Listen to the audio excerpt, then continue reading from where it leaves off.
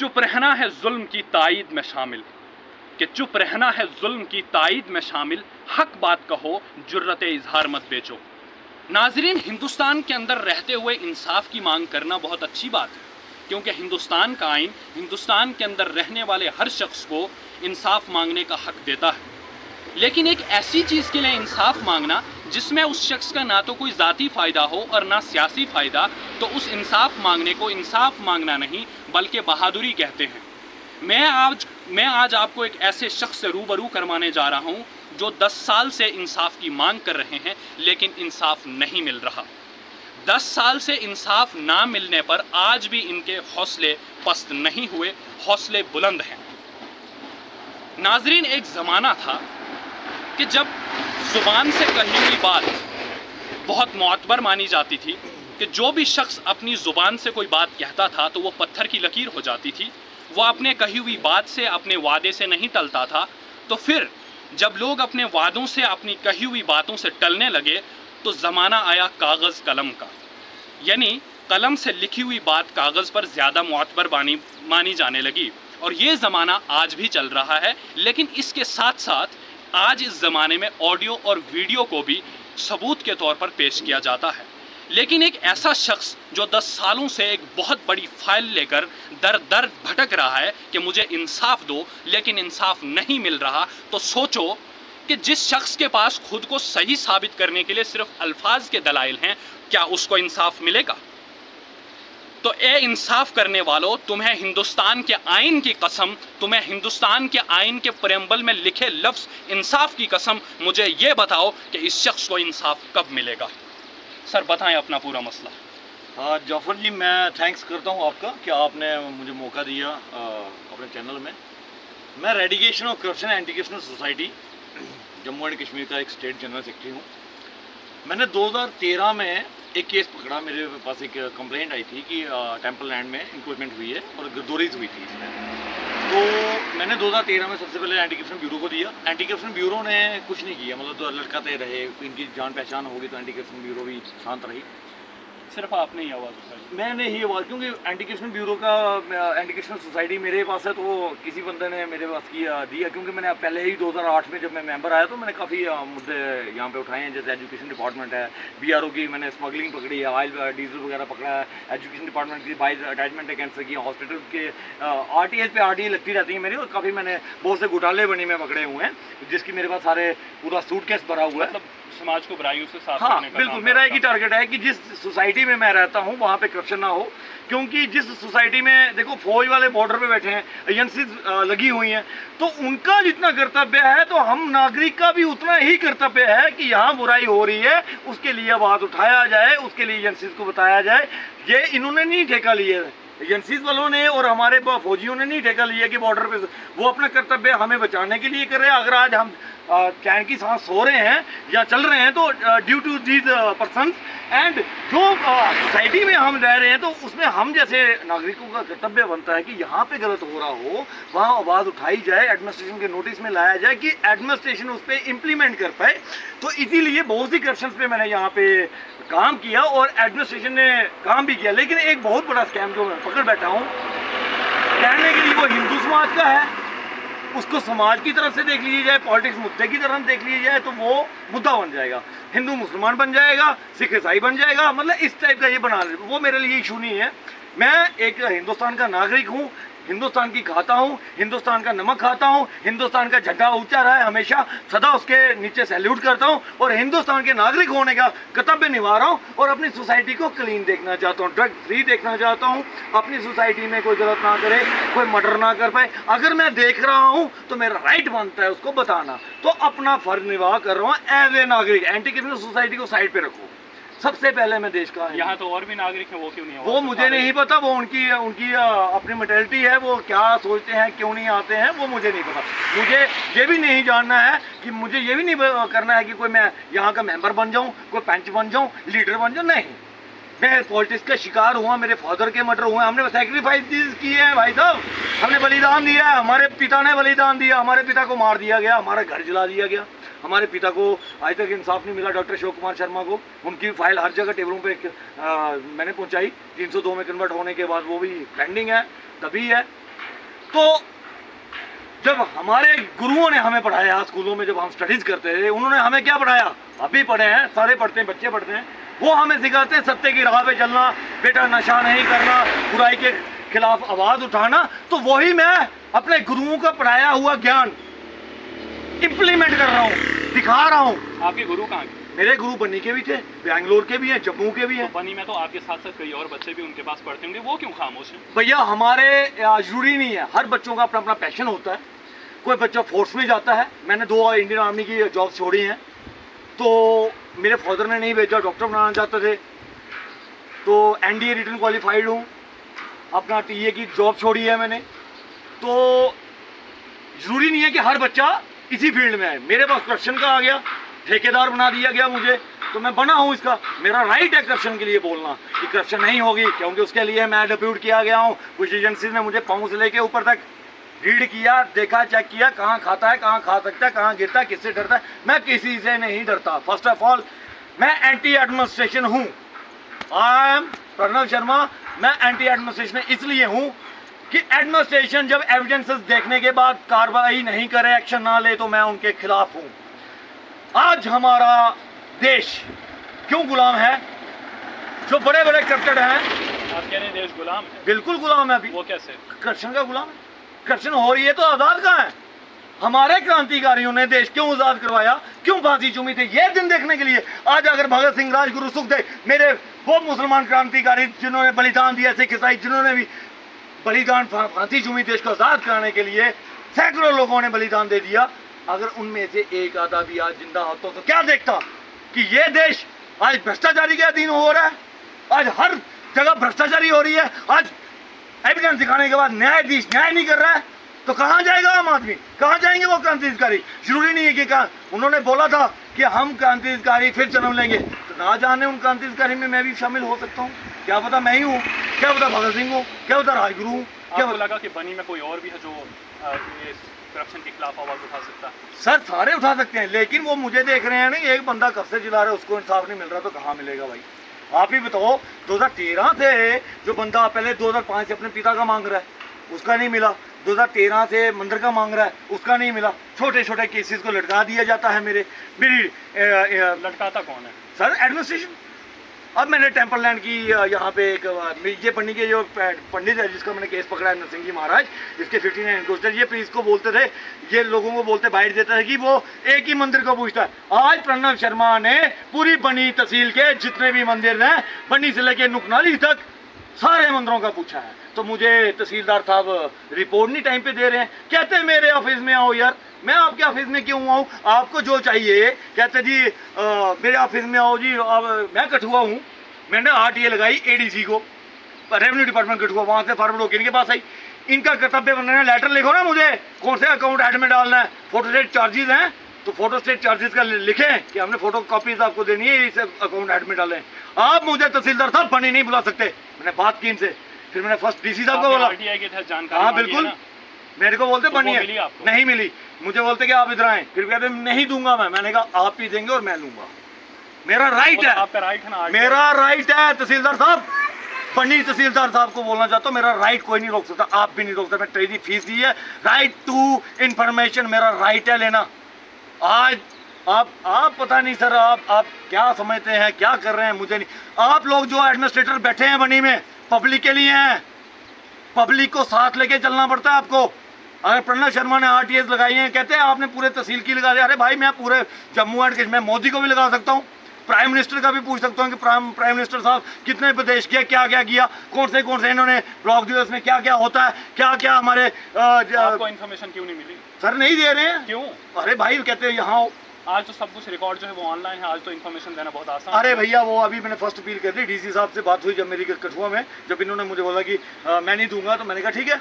आपने रेवेन्यू के रिकॉर्ड के रिलेटेड मांगा है? बिल्कुल, तो रेवेन्यू का रिकॉर्ड तो सारा ऑनलाइन है ना। अरे भैया RTI मैंने लगाई पूरे बनी के मंदिरों की, तो मुझे टेम्पल्स का रिकॉर्ड ही नहीं, इनके पटवारी ने लगा। उन्होंने क्या बोला कि क्यों नहीं मिलेगा? आप जनाब आप पूरे तहसील की लगा दो, मैंने अपना काम करना है या आपका करना है? अरे भाई आपने सारे काम करने हैं, राइट टू इन्फॉर्मेशन एक्ट आपने देना है तो देना है। वो आपकी वो छोड़िए, वो ले लूँगा मैं। फर्स्ट बिल की है। तो मैं ये बोलना चाहता हूं कि जब ये एडमिनिस्ट्रेटर पब्लिक के साथ नहीं चलेंगे, कोऑपरेट नहीं करेंगे, तो कहाँ एडमिनिस्ट्रेटर? इसलिए तो बोलता हूँ सर, एंटी एडमिनिस्ट्रेशन ने खुद किया मुझे। करप्शन के लिए मैं बोलता हूँ, इनका राइट बनता है करप्शन जहाँ मैं दिखा रहा हूँ। सर चलिए मेरे साथ, आइए ब्लॉक दिवस में डीसी साहब को बोलता हूँ चलिए मेरे साथ, तो क्यों नहीं चलते? तो इसीलिए बोल रहा हूँ सोसाइटी फ्री कौन करे? मेरा काम है चिल्लाना, मेरा काम है एविडेंस इनको लाके दिखाना कि सर यहाँ पे क्राइम हो रहा है, यहाँ करप्शन हो रही है, क्योंकि नागरिक का कर्तव्य निभा रहा हूँ। मैं उस हिंदुस्तान के देश का नागरिक हूँ और अपना कर्तव्य खूबी जानता हूँ, अपने खून पसीने की खा रहा हूँ, अपने मेहनत की कमाता हूँ, और बुराई के लिए अगर आवाज़ उठा रहा हूँ तो किसके लिए उठा रहा हूँ? कि अपनी सोसाइटी फ्री रहे, हमारी न्यू जनरेशन अच्छी फूले फले, हमारी न्यू जनरेशन में कोई करप्शन ना करे, एडमिनिस्ट्रेटर भी बने तो वो डरे कि मैं यहाँ पे करप्शन। नरसिंह जी महाराज टेम्पल लैंड की 25 कनाल 12 मरले की जमीन सारी की सारी बेच दी पंडित जी ने, care taker of the temple land थे, जिसमें 59 इंक्रोचमेंट्स हुई थी, जिसके ऊपर मुझे हंगर स्ट्राइक करने पड़ी। हंगर स्ट्राइक के बाद मुझे एसडीएम बनी ने 59 इंक्रोचमेंट्स की लिस्ट दी गई और उसमें एफआईआर लगी। डायरेक्शन एसएसपी साहब से लाके दी मैंने, डीसी साहब ने डायरेक्शन दी 2013-20 में। एफआईआर लगती है बनी पुलिस स्टेशन में 406 सीआरपीसी के तहत, सेक्शन के तहत लगता है। उसमें क्या होता है, 406 मतलब फ्रॉड केस, फ्रॉड का गमन किया। 59 टेलीयर टेम्पल लैंड की जमीनें किराए पे नहीं दी जाती, एग्रीकल्चर लैंड में दिए थे। सुप्रीम कोर्ट की जजमेंट बोलती है किराए पे दे सकते हैं, कौन सी? रहने वाने के लिए। और उसमें ये भी है कि जो रहने वाने में जो पार्टिकल्स निकलते हैं, फूड पार्टिकल जो भी लगाते हैं, मक्की वगैरह जो भी है, उसका एक दाना भी पंडित नहीं खा सकता। ये सुप्रीम कोर्ट की जजमेंट है सर। उसके तहत इसने एग्रीकल्चर लैंड नहीं दिया, इसने बेची, जिसका एविडेंस एफिडेविट इसके प्रणव शर्मा के पास है, सब कुछ है मेरे पास। उसके बाद वो जमीनें बिकी, जमीनें बेच दी। और जब पुलिस इन्वेस्टिगेशन लगी करने, इसमें क्या हुआ कि गर्दौरियाँ हो गई थी मंदिर की जमीन में सर, गर्दौरियाँ। और तहसीलदार शिव कुमार जी की लीज थी, बनी के 18-20 बंदों की गर्दौरियाँ लीजें तक थी। अभी भी मंदिर की जमीन जो रोड में आई है, उन जिनके कब्जे में वो जमीन थी, उनको तो अभी तक क्लेम नहीं मिला है। वो नहीं पता मुझे, वो उनके नाम पे ज़मीन नहीं हो सकती। उन्होंने कहा कि वो आपकी ज़मीन नहीं है क्योंकि वो आपके नाम पर रजिस्टर नहीं है। उन्होंने कहा, ये भी कहा कि वो ज़मीन जो है वो किसी के नाम पर रजिस्टर नहीं हो सकती क्योंकि वो मंदिर की ज़मीन है। तो ये ज़मीन कैसे रजिस्टर होगी उनके नाम पर? वही तो मैंने पूछा, हुई ना? तो जब हो गई, डीसी कठुआ राहुल यादव ब्लॉक दिवस में आए, उन्होंने नल लैंड वाइड की। मैं डीसी कठुआ जी को, अब जो न्यूली है, क्योंकि मेरे लिए डीसी चेयर है, एक डीसी साहब आएंगे, साल के बाद दूसरा डीसी साहब आ जाएंगे, 6 महीने में कोई और उस चेयर पे बैठ जाएगा। तो मेरी डीसी साहब से ये है कि सर, जब आपने नल लैंड वाइड किया कि रिकॉर्ड ये फेक था, इलीगल था, तो आपकी ड्यूटी है, आपका राइट बनता है। आप डीसी कठुआ हैं, डिप्टी कमिश्नर है हमारे, आपने अपने उन 5 रेवेन्यू के अफसर के ऊपर जिन्होंने लीजें गर्दौरियां करवाई थी, एक्शन क्यों नहीं लिया? ये क्वेश्चन है मेरा। तो मैं चाहता हूं मेरी डीसी कठुआ साहब सुन रहे हैं तो फर्स्ट ऑफ ऑल ये थोड़ी कृपा करें जनाब, हाथ जोड़ रहा हूँ, विनती कर रहा हूँ, अपने रेवेन्यू अफसर के ऊपर एक गवर्नमेंट इंक्वायरी बैठाई जाए, इन कल्प्रेट के ऊपर एफआईआर लगाई जाए और डायरेक्शन दी जाए एसएचओ बनी को, एसएसपी साहब को, कि इन 5 रेवेन्यू अफसर को, पहले तो ये टाइमली पहुँचते नहीं है यहाँ पे, सम्मन पे सम्मन निकल रहे हैं, तहसीलदार हैं, चोरी ये करेंगे, गदौरियाँ ये बनाएंगे, लीजें ये बनाएंगे, पुलिस बेचारी सम्मन भेजेगी, ये नहीं आएंगे। तो ये है मेरा हिंदुस्तान, ये है डिजिटल इंडिया, यहाँ टेम्पल की लैंड में गदौरियाँ तक हो जाती हैं। और जब हम चिल्लाते हैं तो हमें बोले पागल है, ये तो एक मंदिर की बात करता है। आज प्रणव शर्मा ने पूरे मंदिरों की बात की है, और जहाँ पहले तुम्हारे वाला तो सॉल्व हो जाए, पहले एक मंदिर का केस सॉल्व कर दूंगा, फिर दूसरा भी पकड़ूंगा। करप्शन का रिकॉर्ड पकड़ लिए, लाया है, आ रहा है, तहसीलदार साहब ही देंगे, फर्स्ट अपील की है एसडीएम साहब के पास, आएगा, रिकॉर्ड में देख लूंगा, जो गलत होगा उसके ऊपर भी इम्प्लीमेंट। सोसाइटी में टीम बैठती है, मैं अकेला थोड़ा, मेरी टीम में चीफ जस्टिस हैं साहब, मेरी एनजीओ जो दिल्ली से है, मैं कोई रजिस्टर्ड हूँ, कोई ऐसे नहीं हूँ कि उठा प्रणव शर्मा तो चल पड़ा, रजिस्टर्ड हूँ भाई। अब जो गिरदावरियाँ वो खत्म हो गई हैं, तो आप क्या मसला है? अब क्या है, वो होगी तो इन्होंने डीसी साहब ने एक्शन नहीं किया। रिक्वेस्ट है मेरी डीसी कठुआ से, डिपकॉम साहब से, चीफ सेक्रेटरी साहब से, अपना रेवेन्यू सेक्रेटरी साहब से, पीयूष सिंगला साहब से, कि डीसी साहब के नोटिस में ये आ रही है और डीसी साहब इसके ऊपर इंप्लीमेंट करें, अपने रेवेन्यू के ऊपर एक गवर्नमेंट इंक्वायरी बिठाएं रेवेन्यू अफसर्स के ऊपर, और पुलिस को डायरेक्शन दे डायरेक्ट एफआईआर लगाने का, क्योंकि पंडित ने जमीन बेची है, इसके एफिडेविट है, रिकॉर्ड है, सब कुछ है। और उसके बाद अगर बिकी है वो तो प्रूव है, रजिस्टर्ड है, ठीक है, सब कुछ है हमारे पास, ऐसे नहीं बोल रहे हैं। तो अगर वो बिकी है तो जनाब इनके 59 बंदों के ऊपर पर्चा लगाओ, बिल्कुल लगाओ गवर्नमेंट ऑफ। अब मुद्दा ये आ गया कि कहते हैं प्रणव जी गरीब है। मैंने कहा ये कौन सा गरीब है, सारे गवर्नमेंट एम्प्लॉइज हैं, सब बड़े बड़े हैं। जब गरीब अमीर की बात नहीं है, मेरे लिए करप्शन हुई है, रिकॉर्ड बोल रहा है, रिपोर्टें बोल रही हैं, नल एंड वाइड हुई हैं, ये सारी एविडेंसेस बोलते हैं इसको। उसके बाद इनका कर्तव्य बनता है एडमिनिस्ट्रेशन का उसके ऊपर अपनी कलम चलाना।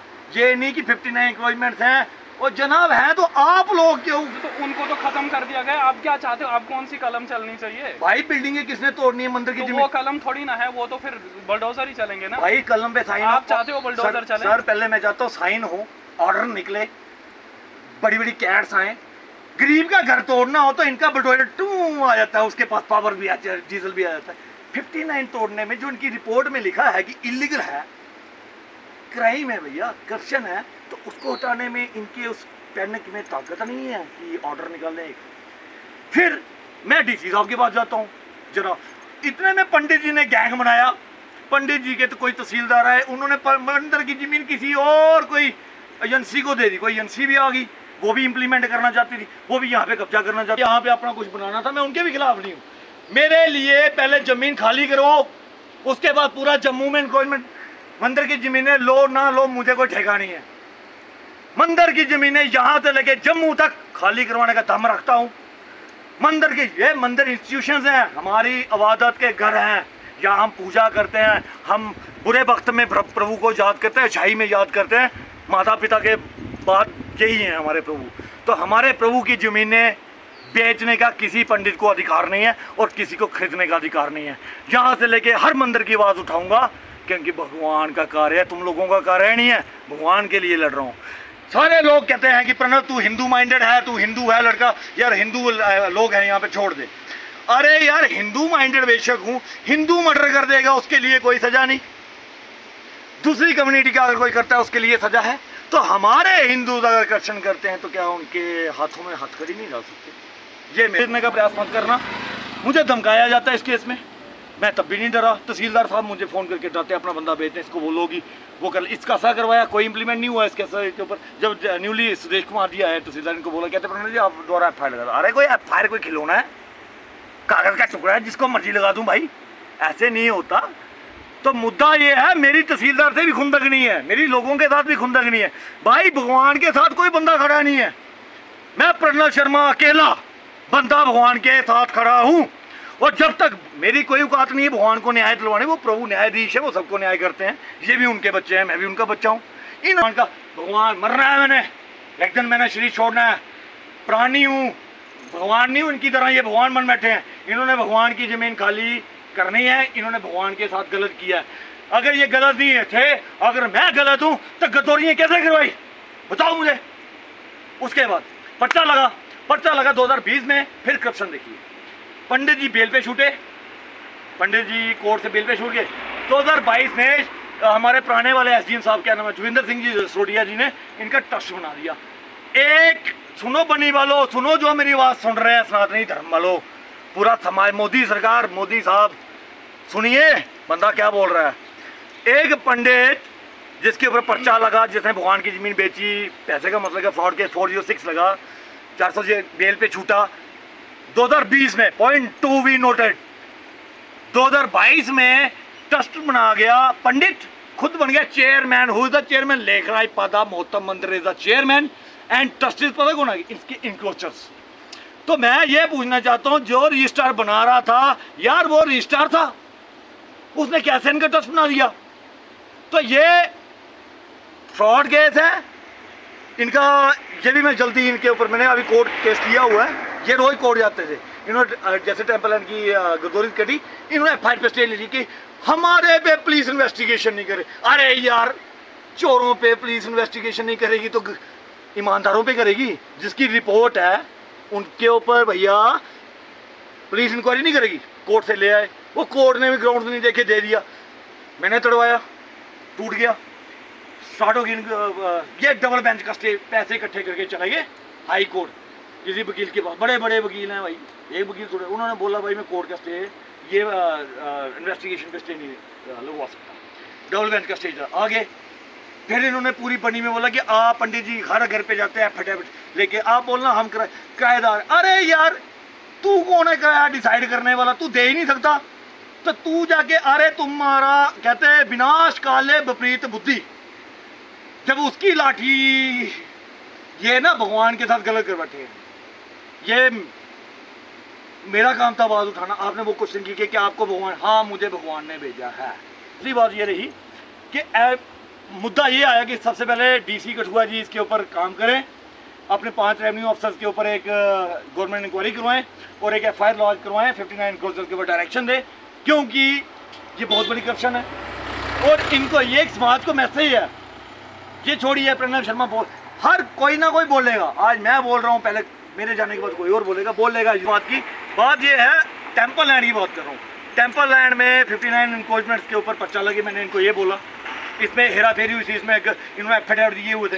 टेम्पल लैंड की ज़मीन जो थी 30 लाख रुपए की बिकी। 11 साल से आप लड़ रहे हैं, कार्रवाई कहाँ तक पहुँची? कार्रवाई भाई साहब, ये इनके ऑफिस में जाना है एप्लीकेशन लेके, सर जनाब मैं आ गया, अच्छा आओ आओ प्रणव जी आइए, सर ये हटाइए इनको। ओहो, किसके ऑफिस में? डीसी ऑफिस जाता हूँ, डिपकॉम ऑफिस जाता हूँ, चीफ सेक्रेटरी के पास जाता हूँ, हर बंदे को। अभी डीसी साहब के पास पहुंचा था, अभी जस्ट गया डीसी साहब के पास, जिस दिन वहाँ कठुआ में टूटी, तो सर बोलते हैं एसडीएम साहब के पास जाओ। मैंने कहा सर मैं एसडीएम साहब के पास क्यों जाऊँ, आप एविडेंसेस देखिए, करप्शन है। कहते यार आप समझते नहीं। मैंने कहा मैंने क्यों समझना है सर, आप थोड़ा देखिए, पहले देखिए तो सही। मैं बोल के फिर मैंने कोर्ट में केस किया।